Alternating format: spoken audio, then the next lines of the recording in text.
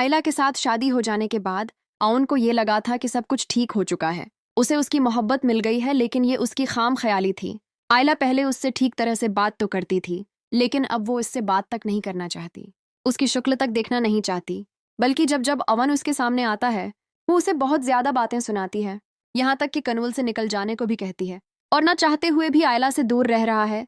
वो जानता है कि इस वक्त आयला गुस्से में है और जिस अजियत और तकलीफ से वो गुजरी है, किसी भी लड़की के साथ अगर ये सब कुछ हुआ होता तो उसका रिएक्शन यही होता।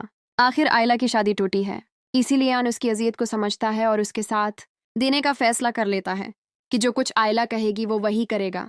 ये सब कुछ वो इसलिए नहीं कर रहा कि वो आयला से मोहब्बत कर रहा है, बल्कि वो उसके दर्द को समझ रहा है। वो जानता है कि आयला इस वक्त अजियत में मुब्तला है, इसीलिए वो उसका साथ देने का फैसला कर लेता है।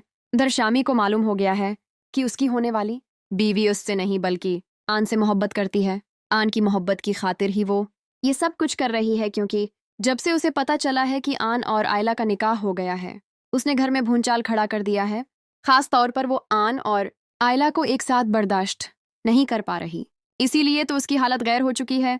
अब उसने फैसला कर लिया है कि वो एक लम्हा भी शामी के साथ नहीं गुजारेगी और उसे जाकर कह देती है कि मुझे तलाक दे दो। शामी गुस्से के साथ आग भगुला हो जाता है, क्योंकि उसकी जिंदगी भी बर्बाद हो चुकी है। उसे उस बात का भी एहसास हो चुका है कि उससे कितनी बड़ी गलती हो गई है। अब वो फैसला कर लेता है कि आयला को आन के साथ तो नहीं रहने देगा। वो खामोशी के साथ आयला के कमरे में जाता है और उसे जाकर कहता है कि तुम्हें मेरी बात सुननी होगी। आयला, मैं तुमसे बहुत मोहब्बत करता हूँ, तुम्हें इस आन के साथ मैं नहीं देख पा रहा। प्लीज आयला कुछ ऐसा करो, इस आन को छोड़ दो, मैं तुमसे शादी कर लूंगा। ये सुनने के बाद आयला गुस्से के साथ एक थप्पड़ शामी को दे मारती है और कहती है कि खबरदार, अगर आइंदा के बाद मेरे कमरे में आए तो और इस तरह के अल्फाज इस्तेमाल किए तो तुम तब कहाँ थे जब लोग मेरे किरदार पर कीचड़ उछाल रहे थे? तब कहाँ थे जब तुम्हारा और मेरा निकाह हुआ था और तुमने मुझे कबूल करने से, मेरे बच्चे को कबूल करने से इनकार कर दिया था?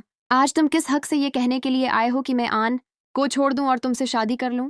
शमी कहता है कि हमारे पास अच्छा ऑप्शन है, अगर तुम आन से तलाक लेती हो तो हमारी आसानी के साथ शादी हो सकती है। वीडियो पसंद आई होगी, ऐसी मज़ीद वीडियो देखने के लिए हमारे चैनल को सब्सक्राइब करें और लाइक करें।